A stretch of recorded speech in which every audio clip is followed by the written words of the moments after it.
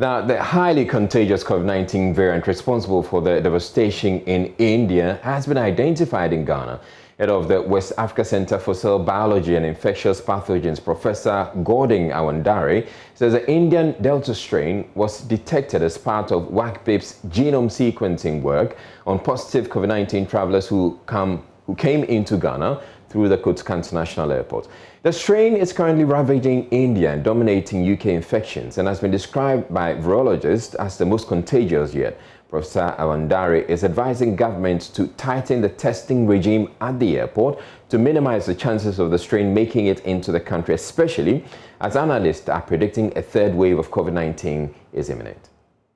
Overall, we have about 45 or 46 different variants that are in circulation, but these 5 are the ones that are of concern. And like Michael mentioned, the trend shows that all these normally come from travelers. So if you look at the sequences in travelers and then the sequences in the local transmission, it mirrors the distribution of the variant. So if you have more travelers coming in with a particular variant, then it reflects in the local population. So now that the Delta is taking over, in fact, it's taking over the UK. Is now the most prevalent in the UK, and it's taking over most of East Africa.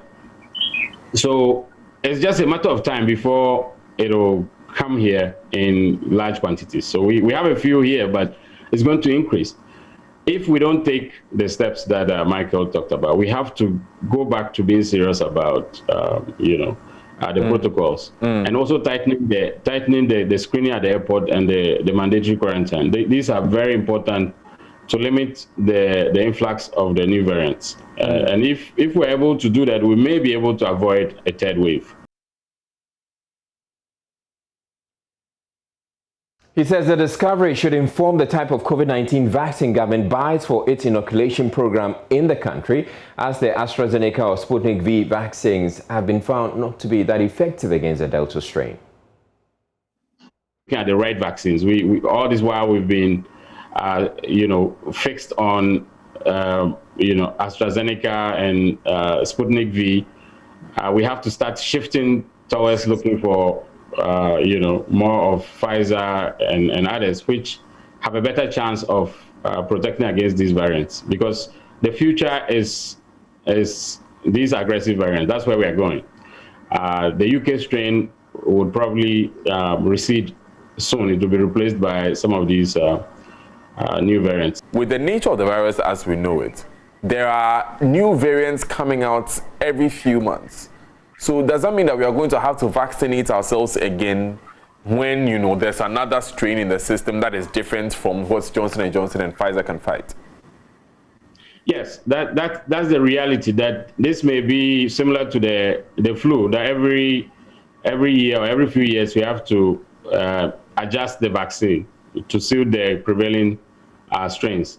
And so that's why local manufacturing and vaccine development is important. We need to start making serious progress.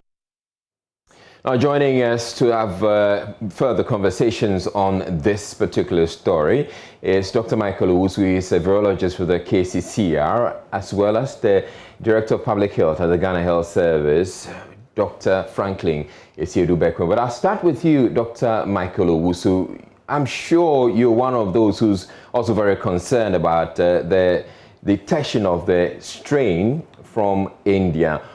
Why should we be so worried about it? Yeah, good evening to you and good evening to all your listeners. So you know very well that every wave is accounted for by particular variants. So in the very first wave, we had the very wild type of SARS-CoV-2, which originated from China. And this was replaced by the UK strain, which was what we call the Alpha strain. So in Ghana, currently, we have about 294 of the Alpha strains detected within the genome bank. And then in addition, we had a South African strain, which is about 12 of them in the system. So these two viruses contributed to the second wave, which is what caused a lot of problems for us. So detecting the two Delta strains somewhere in April of this year is a concern, because the third waves being happening across the world is controlled by this particular virus. It has high transmissibility, and then is able to cause severe disease and high level of mortality. The whole of Africa, Uganda, Kenya, South Africa, if you look within the genome bank, almost 90% of their sequences is contributed by this very Delta strain. So to find two of these Delta strains in Ghana, especially in Accra, should already tell us that it's possible some might have entered into the country with this strain. And if we don't manage things well, things may get out of hand, and we are likely to enter into a third wave. And not only the Delta strain, but there's also the Kappa strain, which is a sister strain of the Indian strain. We have about 5 of them detected in Ghana. And even for the Nigerian, there are about 38 of them in circulation. So what happens is that if they are moving around, people are moving around with this, and you don't strengthen and manage your protocols well, you only create an environment where they thrive. And once they thrive, they are likely to push your country to a possible wave, which could be a third wave. And this is the worry of some of us. All right, Dr. Michael Usu, should we still be worried knowing that these positive cases were actually picked up at the airport?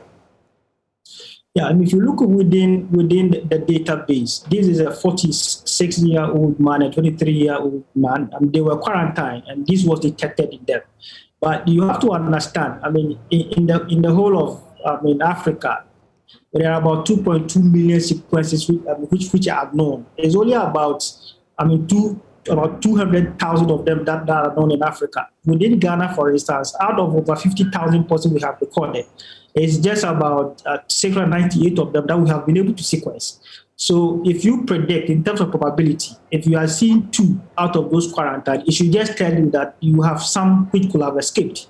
And you may not have the capacity to sequence all the strains in Ghana to make a better prediction like what is being done in the UK. All right. So if you are trying to understand the dynamics of the virus, then seeing 1 of them or 2 of them should already tell you that it is possible some are in the system, and it is only a matter of time, and the level of community circulation or transmission will build up until the hospital begin to experience the pressure.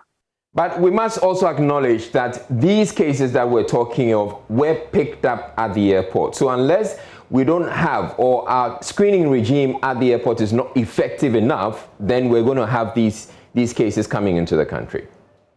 Of course. What happens is that if you are able to put in enough systems at the airports, you are able to slow transmission, which is what we are doing well. But then if it's a probability, it's about 99% chance that you prevent people from entering to the country with the virus. But then if people within the country, we don't behave and manage well, and even 1 of them escapes into the country, you have an environment where this can move quickly. Remember that this is more than 70% highly transmissible. So if even one person carries it around, the chances that the person may transmit is very, very high. That is why if you see it at the airport, it is a danger sign. It's a signal that you likely have people within the system, and you have to mount some surveillance and ensure that you track these things down, and then you don't allow it to blow out of proportion. All right. Thankfully, we have also on the line Dr. Franklin Sedubekwe, who is the Director of Public Health at the Ghana Health Service, and he's going to be telling us exactly what the Ghana Health Service is doing about this. Thank you very much, Dr. Franklin Sedubekwe. So you've heard Dr. Michael Usu, and you've also heard Professor Awandare, and they're concerned about the fact that once we've picked up the Indian strain at the airport, there is the possibility that these cases some may have sneaked into the country and could go and start local transmission. What exactly is the Ghana Health Service doing about it? Are you as concerned as the scientists are?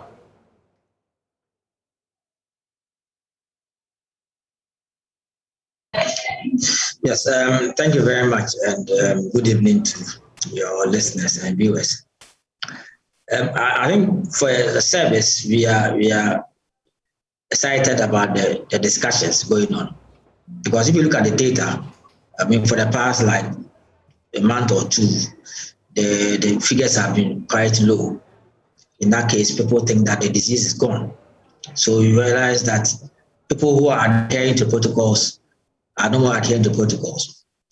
You see, whether it's a Indian variant, whether it's the Wuhan variant, whether it's the UK, the non-pharmaceutical interventions do not change. You still need to wear your mask at all times. You need to maintain social distancing. You need to be sure that you are washing your hands with soap and running water. So that one does not depend on the kind of strain. And I think that for us as a service, so far as we don't have the numbers for vaccination, that should stay. So that's why we are very much interested in this discussion going on. So it's not about whether it's Delta or whatever. You still need to be adhering to the protocols, which for us is very important. One thing you need to stress is that I think you try to put across that what has been detected are viruses that were detected at the airport. And let me say, Ghana is one of the few countries that has such a system that exists at the airports, so that now is able to detect the cases. There could be few of viruses or cases that could have been incubating that would have entered the country. But we followed up a few of the negatives and then were tested, and they were found to be negative. So for now, we don't have the evidence that we have the Indian variant in the country. But I think that for us, what we want to stress is that so far as we are concerned, the non-pharmaceutical interventions will not change. And we like this conversation that Ghanaians should not be deceived by the dashboard to know that the threat of the third wave is there. We don't have the third wave, but we still need to be sticking to the protocols. What is the dashboard telling you right now? Yes, if you look at the dashboard, I mean, since the middle of February to now, we've had a decline, and you can see that you have even plateaued. But I would say that for the past week, you can see that there's a marginal increase in figures. So where could this marginal increase in figures be coming from? Yes, so fine. If you look at Accra is still the epicenter of the outbreak. We've gotten a few surges in Volta region, Eastern region, and I think Ashanti. And then we had just a little spike in Greater Accra. So it is not a generalized situation as we observed in the early part of the year. For now, we keep on looking at the data. And as I said, if we look at the data from the airport, about a month ago, we were having reasonable number of cases coming from Turkey, India, and United Arab Emirates. For now, we don't have such cases coming. So the few cases that we are getting are actually from the ECOWAS region. So we are still looking at it. We have not demonstrated the presence of the Indian variant in an ECOWAS citizen. But we still want to go back to the fact that whether it's a variant from India or UK or China, let's abide by the protocols. All right. And now, one other issue that Professor Awandare has raised has to do with our fixation on getting vaccines from the AstraZeneca or Sputnik vaccines. But he's saying that we probably should be looking at other vaccines that are more effective against the new strains that are emerging. No, I think that we are not fixated on the use of AstraZeneca. I see there are a reasonable number of vaccines across, but you look at effectiveness of the vaccine, ease of use. So if you look at our current cold chain infrastructure, the easier way to use is the one that conforms to our existing system, that is a temperature of 2 to 8 degrees Celsius. I mean, that one was the reason why it guided us to opt for AstraZeneca. But for now, let me say that we have a reasonable number of infrastructure to take care of the Pfizer and the Moderna. But for now, we have not, FDA has not approved and registered Pfizer and Moderna, but it's still being looked at. And let me tell you that just about a week or two ago, we've actually registered Johnson & Johnson. We need to appreciate the fact that there's an obvious global shortage of vaccines, which is the issue. So it's not that Ghana is stuck to AstraZeneca. we are trying to cover those who took the first dose of AstraZeneca. But that doesn't mean that Ghana is fixated on AstraZeneca. That's not the issue. When we get Johnson & Johnson, we use it. When we get Sputnik V, we use it. All right. Thank you very much, Dr. Franklin Isiodubekwe. I'd like to come to you, Dr. Michael Uso of KCCR. Now, you've heard Dr. Franklin Isiodubekwe. He says that, well, they are doing some further work apart from the screening at the airport. They are continuing to monitor some of the negatives. And so far, there's no cause for concern.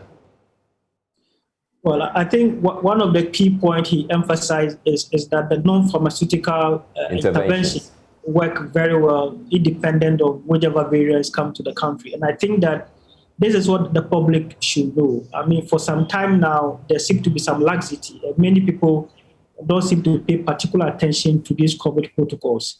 And I mean, if you look at virus behavior, no country is foolproof. You can put in the best of systems, but what you will do is that you are able to limit importation of the virus and slow transmission. But eventually, if the people within the country do not behave well, even if one or two enters the country, there will be that conducive environment for the virus to thrive and cause high levels of transmission and cause disease and severity. So the emphasis on the use of masks and social distancing or physical distancing and the use of alcohol, like what we used to do before, is something that we must be very much aware about. All right. For us to hear that even two of these have been detected at the airport should make people, sit up and begin to do what they're supposed, not to wait for it to become a full-blown third wave, for us to now begin to knock our heads and to say, what did we do wrong? I think it's a caution for all of us to ensure that we do what is right. All right. Thank you very much, Dr. Michael Uso, who is a virologist with KCCR.